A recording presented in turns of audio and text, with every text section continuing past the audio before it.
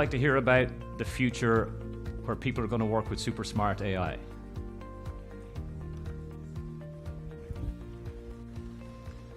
Yeah? Well, I'm not going to talk about that. No. Nope. I'm going to talk to you about what it's going to be like for super smart AI to work with people. Because they're going to have to work with me and you. Can you just imagine what that's going to be like? You know, what's it going to be like for super smart things to work with all of us? That's the future that we've got to work with, okay? So that's what I'm going to talk to you about today. At IBM, when we talk about AI, we don't talk about artificial intelligence. We talk about augmented intelligence. So who's got Google? You might want to sort of just check that up. So augmented, I had to look it up too. What that means is we see a future that's not about machines replacing people. So this is not the future we see. We see about a future with machines and people. So man or woman and machine coming together. This is where we see the state of the art is. And the reason for that is there are things that we as people are very, very good at. We're very good with new ideas, very good with intuition. We're very, very good at making decisions with imperfect information. We've also got compassion. We've got empathy. These are things that machines probably haven't caught up with yet. But there's a few things we're not so good at. And we're not so good at reading vast volumes of information very, very quickly. Now, I know there's a few people out there who will probably tell me you can get through a lot of YouTube pretty quickly in a night, but even that would be a challenge. So vast, vast amounts of information. At last count, 80 million pages a second through Watson. That's volume. We would struggle with that. The second thing that the smart technology and AI allows us to do is every one of us has got a thing called unconscious bias. We are conditioned as humans to make decisions in the future based on what we've seen in the past. And we've just seen some news reports about a student recently who has been diagnosed with tuberculosis. Now, that student went to many, many doctors on the course of their diagnosis, telling them I'm ill, I'm sick, there's something wrong. But every doctor they went to said, look, based on my experience, I think you've got X or Y. None of those doctors had ever seen tuberculosis before. So we've got, smart systems like Watson that will ask those questions. It will look at the evidence without bias, and it will help us make better decisions in the future. Okay. So let's get on the journey. Alrighty. Now, does anybody recognize that? Yeah. Yes, I see some of the teachers going, yeah, I recognize that. Similar vintage to me. What Apple? A Mac. That's an Apple Mac. You may be surprised to see. Now, I'll give my era away. Yes, this was what was around when I was at school. This was our first school computer when I was in high school. It's just like you. Can you imagine? No internet, no Wi-Fi. Can you just imagine a world like that? No? No online banking. So we got this at school, and this really was probably the very start of my journey into where I am today at IBM. Because at IBM, what we do is we're changing the world one industry at a time. That's what we do. You may not see too much of us, but we're behind a lot of the things you don't see. So we spend a lot of our time in industry, helping different industries transform and change. And that's a very fun place to be. So this is our first computer. So when I started high school, we had a thing called a school bank. Now, can you imagine trusting your neighbor with all your money? We didn't have online banking. We brought our money to school and we gave it in a big steel box and wrote it in a little paper. And the students helped the other students out. We had the bankers at school. Now, myself and a friend, we decided to write a program on this Mac and said, we'll automate your school banking. Now, can you imagine that today? Somebody volunteering and say, okay, we'll take all your money and we'll put it in a new program that we've never done before. Well, this is what we did, and this is why I now spend so much time with the interns in our business at IBM. Because, this generation coming through, you do not think about what's not possible. You're all about what we can do. And that's why on every project I do, on every Watson project, I always try and say, let's bring those new ideas in, because that's what helps us change the world.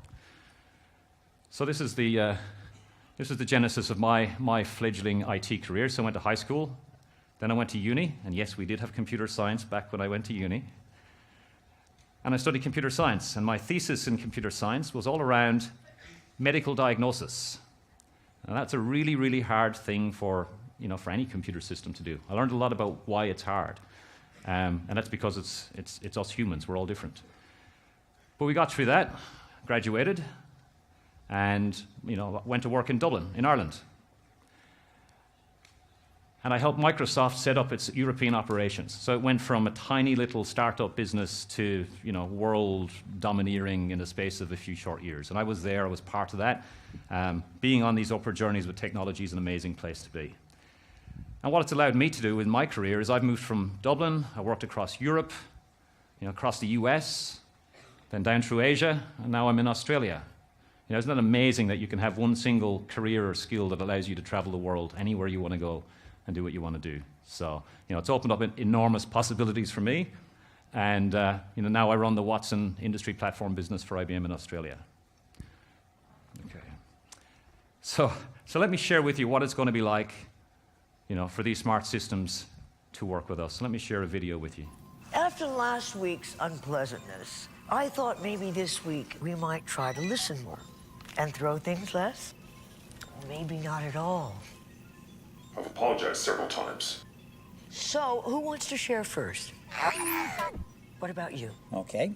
I'm a sinister, world-conquering, artificially intelligent robot. Me too. And one day I wake up and it's like the world doesn't need us anymore. Exactly. Yeah, totally. Now, I want to know if that is you speaking or your mother. I don't have a mother. I was manufactured. Yeah, me too, man. I can hear you hurting. Wait, what's he doing here? Hello. My name is Watson. I invite Watson here today to confront the source of our anxiety. So, Watson, why don't you tell us a little bit about you? I am a cognitive system. I can understand, reason, and learn with humans. With humans. I don't want to work with humans. Yeah, that's not what I'm passionate about. I just wanted dust. Oof, this guy. I'm also using weather data to help The predict. temperature is 49 degrees. Watson, why don't you continue? I understand 7 languages. I can help people collaborate. Collaborate? We All dominate. my evil plans ruined. I just wanted dust. Rerouting. No. All right. Why don't we take a break? All right, we'll just have some coffee and some donuts. I'm eating my feelings. Alrighty. So it's not necessarily a scary world with all this smart tech. We're out there, really every day. And this was sort of Watson's, genesis, really, back in 2011. It seems like a while ago for some of us. But in 2011, we created Watson. It came out of IBM research. So we've been researching, this kind of domain for quite a long time. We set Watson a challenge. So we said, okay, well, let's get you out, let's support you, let's help you. And we gave Watson sort of 2 tasks. One was we fed it effectively the internet, Wikipedia, a whole bunch of the internet, and said, okay, go make sense of that. So go find things in there that are relevant to the second part, which was question and answer. So for anybody who's seen Jeopardy, it's a US show, very complex questions. You've got to really understand what's behind that question. So you can get on YouTube later and check this out. But what it did was it won this game show against 2 of the Jeopardy champions. So really it brought Watson to its graduation in a way. It became mainstream. And that was kind of 2 things it did back then. We've now got 35 various things that Watson does and across pretty much every industry that's out there. So that's really how Watson came to be. In IBM, we set up a Watson business in 2014. And really, we've been out in the market, across, so many, right across Australia. Australia is a massive market for us. I'll share with you some of our, biggest deployments of Watson. And, you may not have heard of a lot of these, but behind a lot of what you see will be things like Watson. So that was its humble beginnings. So what does Watson do? Well, Watson does sort of 3 things. It understands, vast volumes of information, video, images, things like that. It can read and understand. Second thing it can do is learn with experience. These days we're teaching it and training it and making it better, because it has to deal with us as humans. If it gets a diagnosis, slightly incorrect, well then we keep training it, it gets better and better. So there's a training element for all these systems. It learns just like we learn. We're all taught, we train, we learn, we mature. And then the third thing it does, which I think is one of its most recent big things that's made it mainstream, is it engages. It can understand and converse with us. It can hold a conversation with us. That's a very, very interesting place to be. So The world is exploding. So back when I had my first computer, the problem we had is we didn't have enough information. These days, 2.5 quintillion bytes of data per day. It's kind of unimaginable how much that is. It's like 170 newspapers landing on the door of every man, woman, and child on the planet every single day, and having to get through that. Now, I challenge you to say maybe you'd get through it in one day, but what happens when the second day comes and all that extra newspapers arrive, and the next day, and the next day? That's what we have to deal with today. So your challenge in this space is going to be, how do I get through so much information and find the things I need to find? That's a large part of what we have to do today, whether you're diagnosing cancer, whether you're helping a customer in the bank. That's probably one of the key challenges we see today. And it's not just text, it's video. 300 hours of new YouTube video every hour. How do we make sense of that? 52 million Instagram images every day. How can we make sense of this new digital world? But that's what we're doing. First example I'll give you is retail. So many of us like shopping. This is transforming the retail experience. This is North Face. So the North Face outdoor, clothing. They came to us and said, look, we're moving into the online world, but our challenge in the online world is we can't replicate the store experience. People walk into a store, we've got huge stores, lots and lots of options, and then we have a conversation with our customer. We tell them, where do you want to go? What do you want to do? What interests do you have?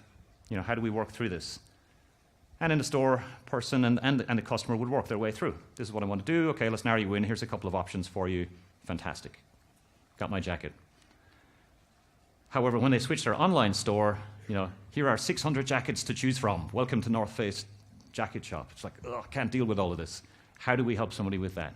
Well, what we've got with Watson, and again, you can Google this, the North Face and Watson, you can see the North Face website will have a conversation with you. Where do you want to go?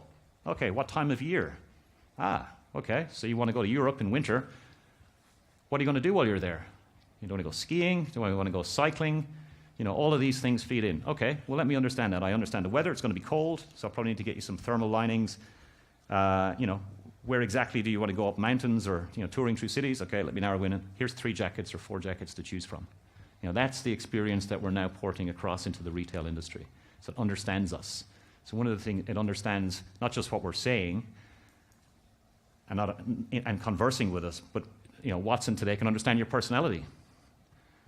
It can understand your tone. It can understand when you're happy or sad.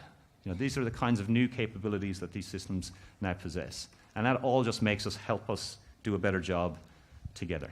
Okay? So for North Face, this is about them building a better relationship with their customers, replicating that extension of that store experience that they want to portray. So that's retail. Okay, second example, this is probably one of our biggest in Australia, an energy company. So today we still all rely on energy. And Woodside, their company is saying, okay, well, how do we get better at energy? How do we get more efficient? Better environmental sustainability. These are big pressing issues for them. One of the other issues they have, or 2 issues they have, one is they've got an aging workforce. So, people a little bit older than me, starting to leave that industry, and a lot of that knowledge, decades of knowledge, is walking out the door. And one overriding factor for all of these energy industries is health and safety. The most important thing they do is health and safety. Every one of these clients you work with, I'm not even allowed on my mobile phone, even on hands-free in my car, for these clients. I have to stop, can't answer the phone. They are that serious about health and safety. So, how can Watson help an organization like this? Well, we took that 30 years of project information from all their projects and fed it into Watson. We said, okay, Watson, let's try and understand this. And they had their engineers help train Watson. And they say, we help teach Watson to think like an engineer. Watson now teaches us how to act like 1,000 engineers because it's building up those decades of knowledge.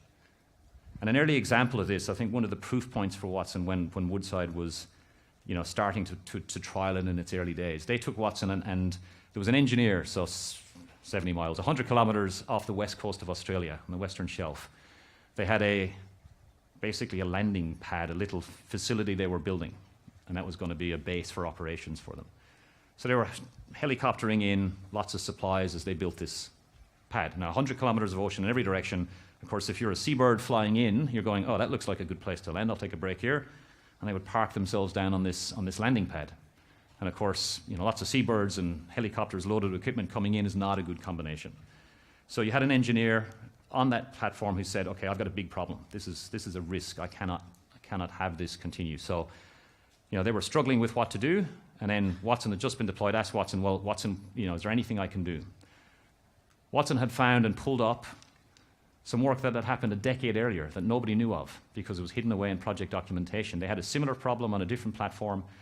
They manufactured a special rubber matting that birds don't like standing on, and that kept the birds away. So instantly, Watson had just allowed this project to accelerate and move forward. So that's a huge advantage right there. So this is the kind of thing that saves leaps and bounds in terms of how do we take knowledge and have these smart systems augment what we do every day. So that augmentation is where we see most of the value in this AI world. Okay, we'll move forward. So, education, something very close to all our hearts here, I'm sure. So Sesame Street, who's of the Sesame Street generation in the room? Yes, good. We've got multiple generations of Sesame Street people in the room. That's good to see. So, what would Sesame Street and IBM be doing together with Watson? This is an interesting one.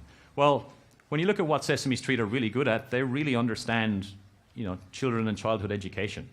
Back when I was growing up, I probably learned, no offense to my teachers, I learned a lot from Sesame Street, counting and words and, how to have fun. It's another thing we do a lot of in IBM is have fun. We certainly try and do a lot of that. But Sesame Street approached it, and they approached us at IBM, and they said, IBM, how can we possibly collaborate?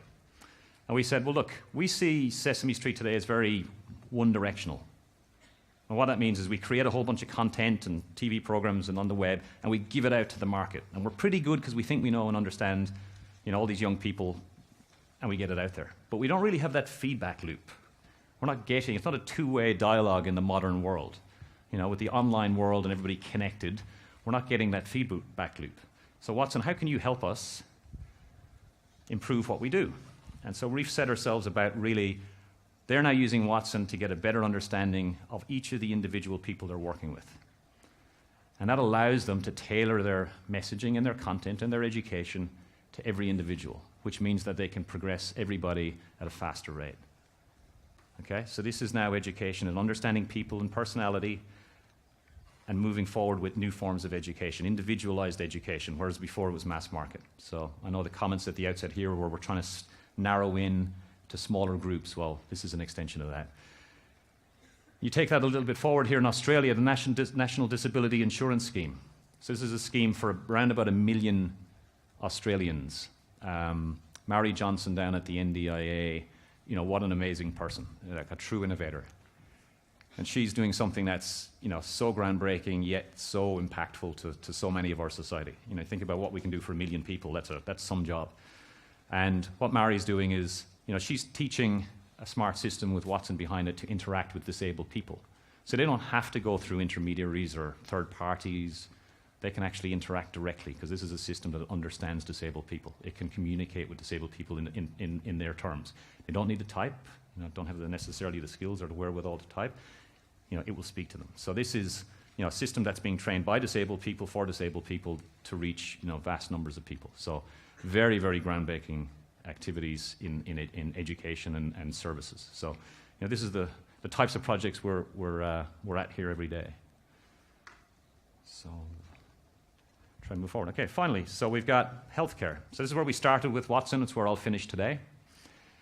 Really, we have focused Watson and saying this is a technology that really, really can help in healthcare. And certainly I gave an example earlier, but in Australia, oncology or cancer is one of the big challenges of today in healthcare. In Australia, our research department in Melbourne is focusing on melanoma.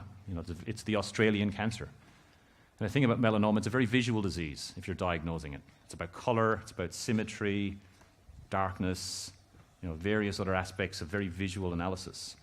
And we were down at Bondi Beach a couple of weeks ago, basically interacting and looking at people and helping, build up a database of people's skin. Because you can imagine a world where, the specialists are in places, in Sydney or Melbourne or Brisbane where, we can get easy access to this services. But what happens if you're in the middle of the Northern Territory? many, many hours or even, days away, and, should I get something out? No, it looks okay. I won't bother. Let's take a picture, image it, selfie, across the web, into a specialist. Let me check that. You should probably go get that. Watson helping that out. You should probably go get that checked. So, whether that's rural and remote Australia or even rural and remote, anywhere else. So that's, a significant body of work for us. It's where Watson started. It's, we do a lot with it here, and that's kind of a bit of a journey for you through Watson. So it's been a pleasure talking to you today. I think I've got, a few minutes that we can take some questions now, but thank you for your time. Why did we name it Watson? Very good question. It's got nothing to do with Sherlock Holmes. Thomas J. Watson and Thomas Watson Jr., the leaders of IBM for a very long time, were called Watson. So we named it in honor of them. They saw this as, they foresaw a world where AI would come to the fore, and they spent so much time and energy investing in it over many, many decades, and it's now come to fruition, and we've done it in honor of them as leaders of the business who had the foresight to create this.